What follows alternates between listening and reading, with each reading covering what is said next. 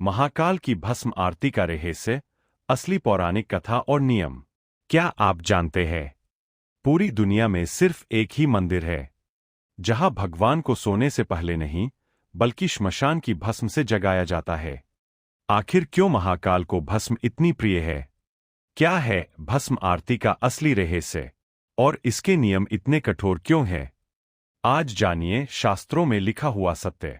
शिवपुराण के अनुसार भगवान शिव संहार के देवता है। जब सृष्टि का अंत होता है तो सब कुछ भस्म बन जाता है।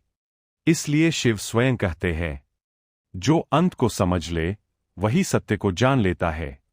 भस्म इस बात का प्रतीक है कि शरीर नश्वर है, अहंकार मिटना चाहिए, केवल आत्मा ही अमर है। इसी कारण महादेव भस्म धारण करते हैं। स्कंद पुराण अवंतिका खंड के अनुसार एक समय उज्जैन, अवंतिका पर भयंकर असुरों का अत्याचार बढ़ गया। देवताओं ने भगवान शिव से रक्षा की प्रार्थना की। तब शिव श्मशान से प्रकट हुए, अपने शरीर पर भस्म लगाई और महाकाल रूप धारण कर असुरों का संहार किया। युद्ध के बाद महादेव ने कहा, मैं यहीं अवंतिका में निवास करूंगा और मेरी पूजा भस्म से होगी। यहीं से भस्म आरती की परंपरा शुरू हुई। भस्म आरती ब्रह्मा मुहूर्त में होती है, क्योंकि यह समय मृत्यु और जीवन के बीच का होता है। भस्म यह सिखाती है कि शरीर नश्वर है, अहंकार सबसे बड़ा बंधन है, मृत्यु अंत नहीं, परिवर्तन है।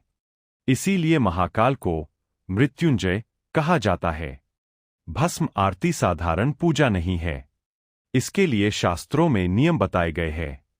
ब्रह्मा मुहूर्त में ही दर्शन, पूर्ण शुद्धता व संयम, चमड़े तामसिक वस्त्र वर्जित, मौन और श्रद्धा अनिवार्य, भोग से पहले स्वयं को शुद्ध करना। कहा जाता है कि जो व्यक्ति श्रद्धा से भस्म आरती के दर्शन करता है, उसके जीवन से भय, बाधा और रोग दूर होते हैं। महाकाल की भस्म हमें याद दिलाती है, अंत में न धन रहेगा, न शरीर, सिर्फ कर्म और भक्ति ही साथ जाएंगे। अगर आप भी महाकाल के इस सत्य को मानते हैं तो वीडियो को लाइक करें, शेयर करें और ऐसे ही पवित्र ज्ञान के लिए चैनल सब्सक्राइब करें। कमेंट में लिखिए, जय महाकाल।